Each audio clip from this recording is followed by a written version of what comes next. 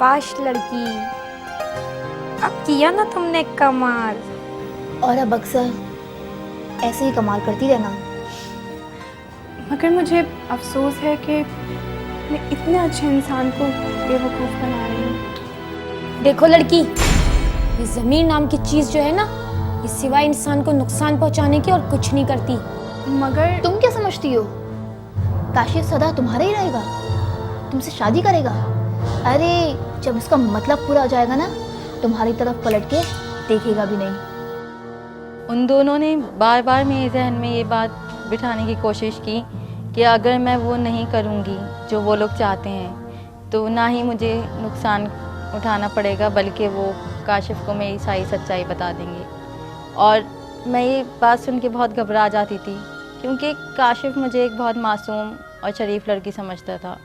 ना जाने मुझे क्यों लगता था कि वो मुझसे सच्ची मोहब्बत करता है, और अगर इसको इस बात का पता चलेगा तो वो मुझसे नफ़रत करने लगेगा।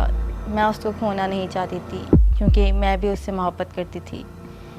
मैंने सोचा कि मैं काशिफ को खुद ही सब कुछ बता देती हूँ, लेकिन फिर जब मैं इस बारे में सोचती कि वो तो मुझे बिल्कुल अलग ही समझता है, एक मासूम सी लड़की समझता है, वो मुझे अगर उस रूप में देखे या मेरी सच्चाई को जान ले तो फिर दोबारा वो मुझसे मिलने भी नहीं आएगा, मुझसे नफ़रत करने लगेगा।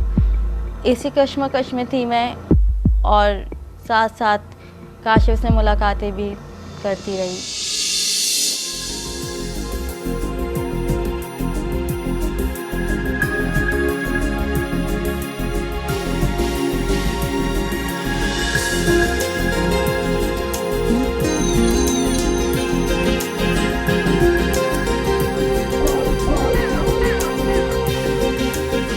फरियाल ने भी जुनैद को छोड़ के सरफराज के साथ घूमना फिरना शुरू कर दिया।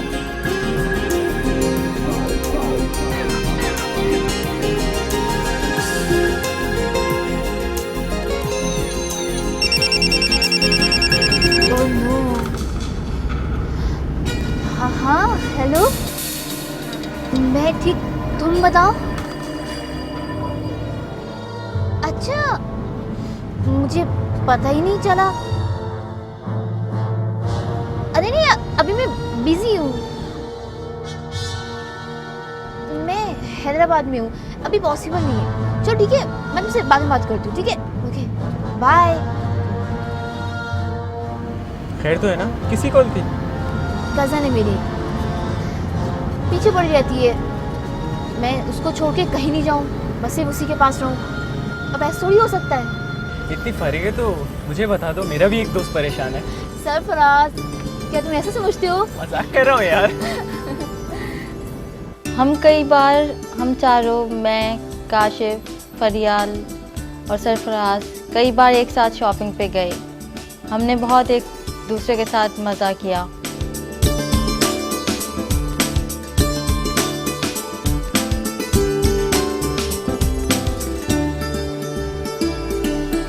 काशिफ भी मुझ पे बहुत खर्चा करता था, बहुत ख्याल रखता था मेरी किसी भी बात को मना नहीं करता था, मेरे खाने पीने का, मेरी पसंद नापसंद का। उसकी ये सब बातें देख के मुझे लगने लगा था कि ये मुझसे सच्ची मोहब्बत करते हैं। और ना सिर्फ वो, बल्कि मैं भी उससे बहुत मोहब्बत करती थी। मैं उसको किसी भी कीमत पे खोना नहीं चाहती थी। मैं सोच भी नहीं सकती थी कि वो मुझसे दूर हो, क्योंकि मैं उसकी मोहब्बत में इतना गिरफ्तार हो चुकी थी।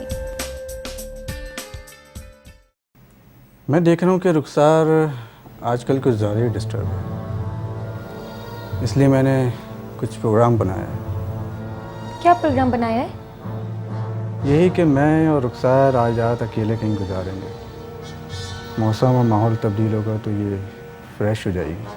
अरे वाह, इससे अच्छी क्या बात हो सकती है? क्यों ज़ूबी? बिल्कुल काशिफ, तुमने बहुत अच्छा प्रोग्राम बनाया। मगर मैं अकेले। लो, अकेली क्यों? काशिफ होगा ना तुम्हारे साथ। वैसे भी तुम काशिफ से पहली बार तो मिल नहीं रही हो, और क्या तुम्हें काशिफ पर एतबार नहीं? नहीं ज़ूबी, ऐसी कोई बात नहीं है। तो क्या बात है रुखसार, क्या तुम्हें मुझ पर भरोसा नहीं है? नहीं, वो घर। तुम उसकी फिक्र मत करो, वो तुम मुझ पर छोड़ दो, मैं देख लूँगी। कौन सा घर? ये किसकी बात कर रही हो? वो मेरी बहन, मेरी कज़न, तुम उसकी टेंशन मत लो, तुम उसकी फिक्र मत करो। क्या उनकी तबीयत ख़राब है? अरे नहीं, उनकी तबीयत खराब थी लेकिन अब बेहतर है। ओह, समझा। तभी तुम इतना परेशान हो। बहरहाल देखो, अगर तुम नहीं जाना चाहती तो कोई बात नहीं, नेक्स्ट टाइम। रुखसार, बुरी बात है, काशिफ ने तुम्हारी वजह से प्रोग्राम बनाया और तुम हो के उससे मना कर रही हो। अरे छोड़ो यार, रिलैक्स, होता है, कोई बात नहीं। नहीं काशिफ, मैं चलूँगी तुम्हारे साथ। मैंने काशिफ के साथ जाने के लिए हामी भर ली थी क्योंकि मुझे काशिफ पे पूरा भरोसा था। बस थोड़ा सा डर इस बात का था कि मैंने घर में नहीं बताया, और काशिफ का इसरार यही था कि आज ही चलो। फिर मैंने भाई को मैसेज करके बता दिया कि मुझे ऑफिस के काम से हैदराबाद जाना पड़ रहा है।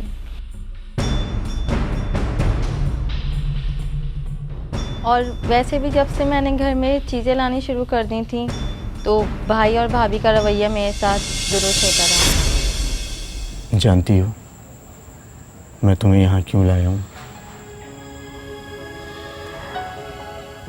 ताकि मेरी तबीयत कुछ बहल जाए और ताकि हम एक दूसरे को बिल्कुल करीब से जान सकें। अगर ये सब कुछ शादी के बाद हो तो अच्छा है। शादी तो एक रस्म है, कभी भी अदा की जा सकती है। बुनियादी बात तो हमारा ताल्लुक है। मगर क्या ज़रूरी है आज?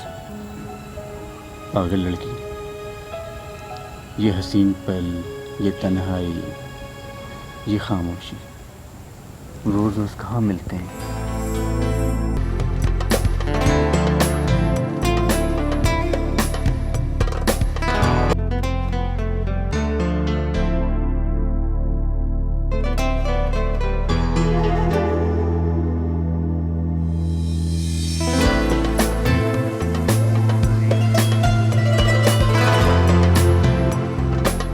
उस रात मैंने अपना आप काशिफ को सौंप दिया था क्योंकि दिल और रूह तो मैं पहले ही उसके हवाले कर चुकी थी।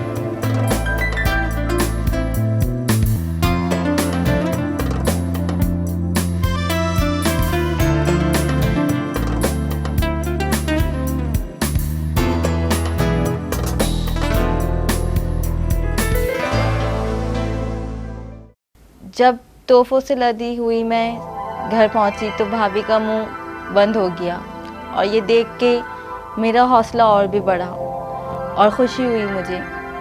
लेकिन मुझे इस बात का ज़रा भी अंदाज़ा नहीं था कि मेरी ये खुशी इतनी आर्जी होगी।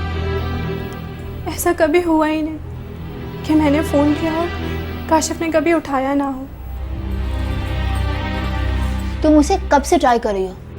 क्या वो इतना मसरूफ है उसके पास एक मैसेज के लिए भी टाइम नहीं है? और क्या, कब तक उसके पीछे भागोगी? उससे भूलो और कोई और लड़का तलाश करो। ये क्या कह रही हो तुम? ना वो ऐसा है और ना ही मैं। तो इसमें परेशान होने वाली कौन सी बात है? अब देखो, शाहिद महीने कह कर गया था, उसका कुछ भी नहीं पता, तो क्या हुआ? मैंने जुनैद से राह रस्म बढ़ा ली। नहीं, वो मुझे चाहता है और वो मुझे ज़रूर अपनाएगा।